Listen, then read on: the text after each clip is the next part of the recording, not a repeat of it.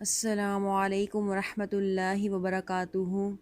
الحمد للہ رب العالمین والصلاة والسلام علی سید الانبیاء والمرسلین سیدنا کریم صلی اللہ تعالی علیہ وآلہ وسلم۔ سورۃ الفاتحہ ہم نے شروع کی تھی، اس کی 3 آیات ترجمہ اور تفسیر کے ساتھ پڑھ چکے تھے۔ آج انشاءاللہ تعالی آیت نمبر 4 ترجمہ اور تفسیر کے ساتھ پڑھیں گے۔ اس سے پہلے اچھی نیتیں فرما لیجئے، سن کر عمل کرنے کی کوشش بھی کریں گے، دوسروں کو بھی اس کی ترغیب دلائیں گے، ثواب کی نیت سے اس کو شیئر کریں گے اور قرآن کریم کو سمجھنے کی، اس پر عمل کرنے کی کوشش کریں گے۔ آئیے شروع کرتے ہیں۔ سب سے پہلے اس کی تلاوت سماعت فرمائیں۔ اعوذ باللہ من الشیطان الرجیم، بسم اللہ الرحمن الرحیم،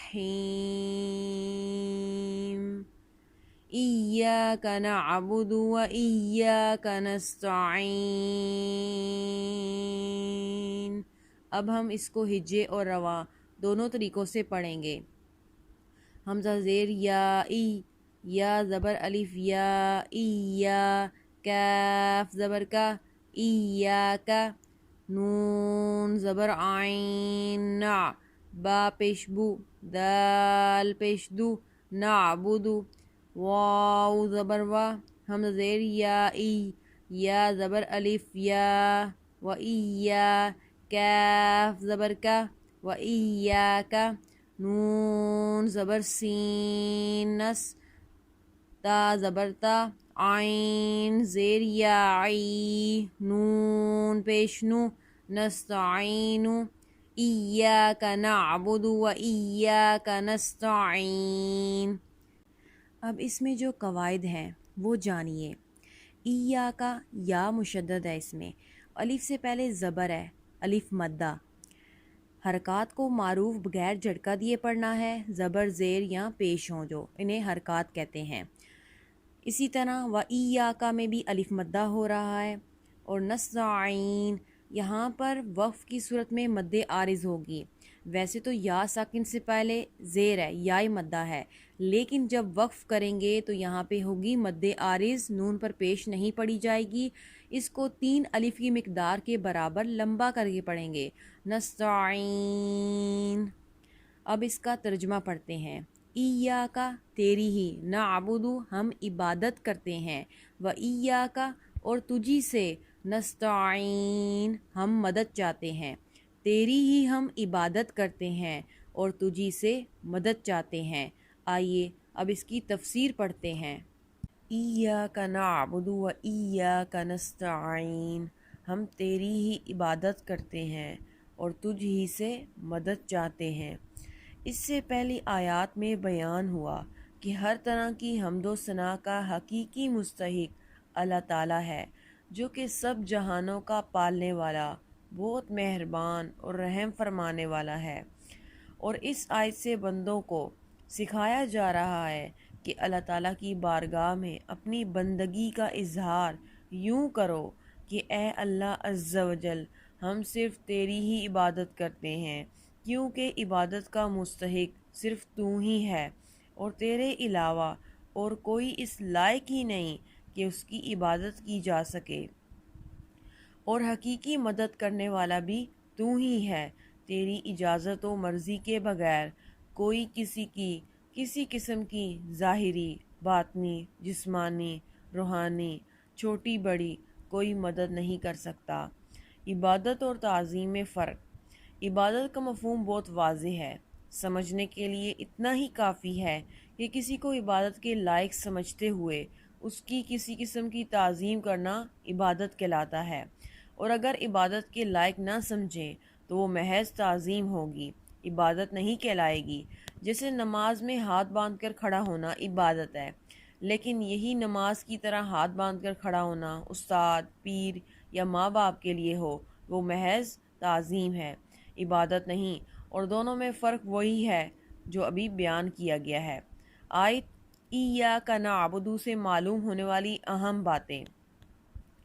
آیت میں جمع کے صیغے ہیں، جیسے ہم تیری ہی عبادت کرتے ہیں۔ اس سے معلوم ہوا کہ نماز جماعت کے ساتھ ادا کرنی چاہیے، اور دوسروں کو بھی عبادت کرنے میں شریک کرنے کا فائدہ یہ ہے کہ گناہ گاروں کی عبادتیں اللہ تعالیٰ کی بارگاہ کے محبوب اور مقبول بندوں کی عبادتوں کے ساتھ جمع ہو کر قبولیت کا درجہ پا لیتی ہیں۔ نیز یہ بھی معلوم ہوا کہ اللہ تعالیٰ کی بارگاہ میں اپنی حاجت عرض کرنے سے پہلے اپنی بندگی کا اظہار کرنا چاہیے۔ امام عبداللہ بن احمد نصفی رحمۃ اللہ تعالیٰ علیہ فرماتے ہیں، عبادت کو مدد طلب کرنے سے پہلے ذکر کیا گیا کیونکہ حاجت طلب کرنے سے پہلے اللہ تعالیٰ کی بارگاہ میں وسیلہ پیش کرنا قبولیت کے زیادہ قریب ہے۔ اللہ تعالیٰ کی بارگاہ میں وسیلہ پیش کرنے کی برکت۔ ہر مسلمان کو چاہیے کہ وہ اللہ تعالیٰ کی بارگاہ میں کسی کا وسیلہ پیش کر کے اپنی حاجات کے لیے دعا کیا کرے تاکہ اس وسیلے کے صدقے دعا جلد مقبول ہو جائے، اور اللہ تعالیٰ کی بارگاہ میں وسیلہ پیش کرنا قرآن و حدیث سے ثابت ہے۔ چنانچہ وسیلے کے بارے میں اللہ تعالیٰ ارشاد فرماتا ہے، یا ایہا الذین آمنوا اتقوا اللہ وابتغوا الیہ الوسیلہ، اے ایمان والوں اللہ سے ڈرو اور اس کی طرف وسیلہ ڈھونڈو۔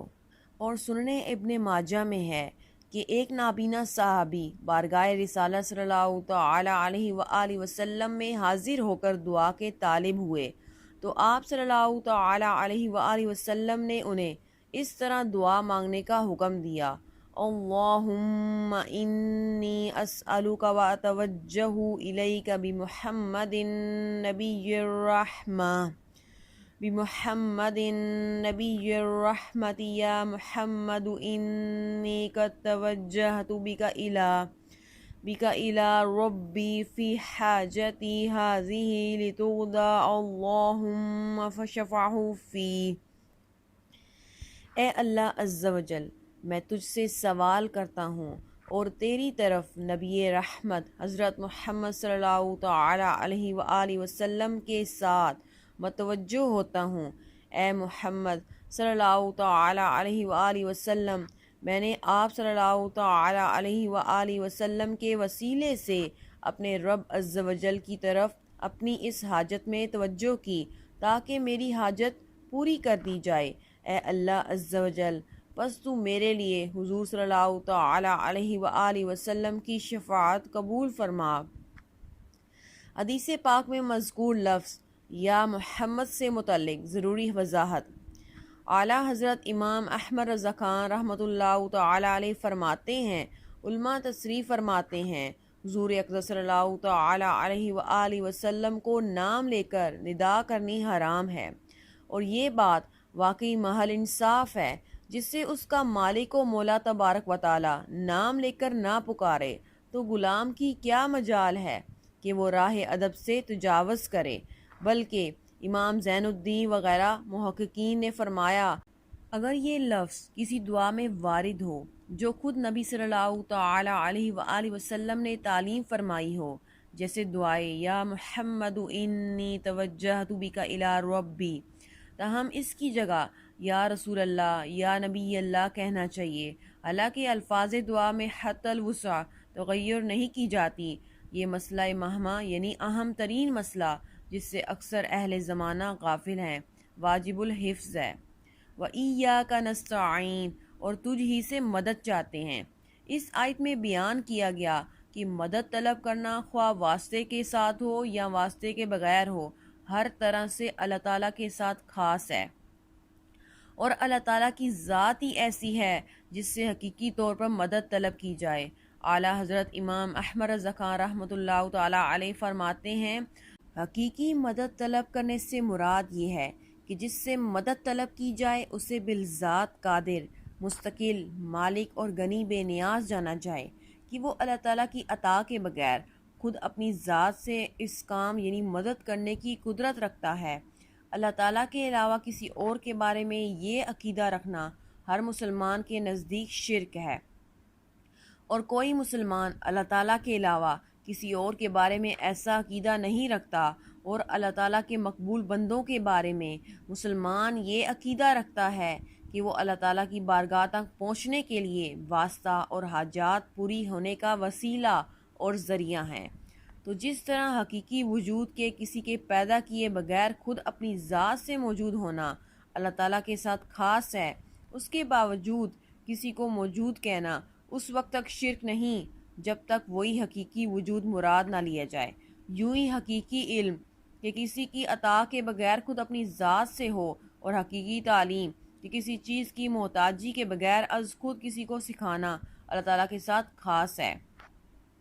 اس کے باوجود دوسرے کو عالم کہنا یا اس سے علم طلب کرنا اس وقت تک شرک نہیں ہو سکتا جب تک وہی اصلی معنی مقصود نہ ہو۔ تو اسی طرح کس سے مدد طلب کرنے کا معاملہ ہے کہ اس کا حقیقی معنی اللہ تعالیٰ کے ساتھ خاص ہے، اور وسیلہ و واسطہ کے معنی میں اللہ تعالیٰ کے علاوہ کے لیے ثابت ہے اور حق ہے، بلکہ یہ معنی تو غیر خدا ہی کے لیے خاص ہیں، کیونکہ اللہ تعالیٰ وسیلہ اور واسطہ بننے سے پاک ہے۔ اس سے اوپر کون ہے کہ یہ اس کی طرف وسیلہ ہوگا، اور اس کے سوا حقیقی حاجت روا کون ہے کہ یہ بیچ میں واسطہ بنے گا؟ بد مذہبوں کی طرف سے ہونے والا ایک اعتراض ذکر کر کے اس کے جواب میں فرماتے ہیں، یہ نہیں ہو سکتا کہ خدا سے توسل کر کے اسے کسی کے یہاں وسیلہ و ذریعہ بنایا جائے۔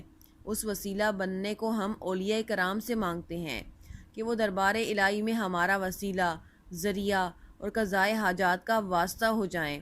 اس بے وقوفی کے سوال کا جواب اللہ تعالیٰ نے اس آیت کریمہ میں دیا ہے، وَلَوْ أَنَّهُمْ إِذْ ظَلَمُوا أَنفُسَهُمْ جَاءُوكَ فَاسْتَغْفَرُوا اللَّهَ وَاسْتَغْفَرَ لَهُمُ الرَّسُولُ لَوَجَدُوا اللَّهَ تَوَّابًا رَحِيمًا۔ اور جب وہ اپنی جانوں پر ظلم یعنی گناہ کر کے تیرے پاس حاضر ہوں اور اللہ سے معافی چاہیں اور معافی مانگیں ان کے لیے رسول، تو بے شک اللہ کو توبہ قبول کرنے والا مہربان پائیں گے۔ کیا اللہ تعالیٰ اپنے آپ نہیں بخش سکتا تھا؟ پھر کیوں یہ فرمایا کہ اے نبی تیرے پاس حاضر ہوں اور تو اللہ سے ان کی بخشش چاہے تو یہ دولت و نعمت پائیں؟ یہی ہمارا مطلب ہے جو قرآن کی آیت صاف فرما رہی ہے۔ اللہ تعالیٰ کی عطا سے بندوں کا مدد کرنا اللہ تعالیٰ ہی کا مدد کرنا ہوتا ہے۔ یاد رہے کہ اللہ تعالیٰ اپنے بندوں کو دوسروں کی مدد کرنے کا اختیار دیتا ہے، اور اس اختیار کی بنا پر ان بندوں کا مدد کرنا اللہ تعالیٰ ہی کا مدد کرنا ہوتا ہے۔ جیسے غزوہ بدر میں فرشتوں نے آ کر صحابہ کرام رضی اللہ تعالی عنہم کی مدد کی، لیکن اللہ تعالیٰ نے ارشاد فرمایا، وَلَقَدْ نَصْرَكُمُ اللَّهُ بِبَدْرٍ وَأَنْتُمْ أَذِلَّةٌ، اور بے شک اللہ نے بدر میں تمہاری مدد کی جب تم بالکل بے سر و سامان تھے۔ یہاں فرشتوں کی مدد کو اللہ تعالیٰ کی مدد کہا گیا، اس کی وجہ یہی ہے کہ فرشتوں کو مدد کرنے کا اختیار اللہ تعالیٰ کے دینے سے ہے، تو حقیقتاً یہ اللہ تعالیٰ ہی کی مدد ہوئی۔ یہی معاملہ انبیاء کرام علیہم الصلاۃ والسلام اور اولیاء اعظام رحمۃ اللہ تعالیٰ علیہم کا ہے کہ وہ اللہ عز و جل کی عطا سے مدد کرتے ہیں، اور حقیقتاً وہ مدد اللہ تعالیٰ کی ہوتی ہے۔ جیسے حضرت سلیمان علیہ الصلاۃ والسلام نے اپنے وزیر حضرت آصف رضی اللہ تعالیٰ عنہ سے تخت لانے کا فرمایا، اور انہیں پلک جھپکنے میں تخت حاضر کر دیا۔ اس پر انہوں نے فرمایا، ھذا من فضل ربی، یہ میرے رب کے فضل سے ہے۔ اور تاجدار رسالہ صلی اللہ تعالی علیہ وآلہ وسلم کی سیرت مبارکہ میں مدد کرنے کی تو اتنی مثالیں موجود ہیں کہ اگر سب جمع کی جائیں تو ایک ضخیم کتاب مرتب ہو سکتی ہے۔ صحیح بخاری میں ہے کہ نبی کریم صلی اللہ تعالی علیہ وآلہ وسلم نے تھوڑے سے کھانے سے پورے لشکر کو سیر کیا۔ آپ صلی اللہ تعالی علیہ وآلہ وسلم نے دودھ کے ایک پیالے سے 70 صحابہ کو سیراب کر دیا۔ انگلیوں سے پانی کے چشمے جاری کر کے 1400 یا اس سے بھی زائد افراد کو سیراب کر دیا۔ لعاب دہن سے بہت سے لوگوں کو شفا عطا فرمائی، اور یہ تمام مددیں چونکہ اللہ تعالیٰ کی عطا کردہ طاقت سے تھیں، لہٰذا سب اللہ تعالیٰ کی ہی مددیں ہیں۔ اللہ کریم ہم سب کو قرآن کریم کو سمجھنے کی توفیق عطا فرمائے، اس پر عمل کرنے کی اور اسے اپنی زندگیوں میں شامل کرنے کی توفیق عطا فرمائے۔ آمین بجاہ النبی الامین صلی اللہ تعالی علیہ وآلہ وسلم۔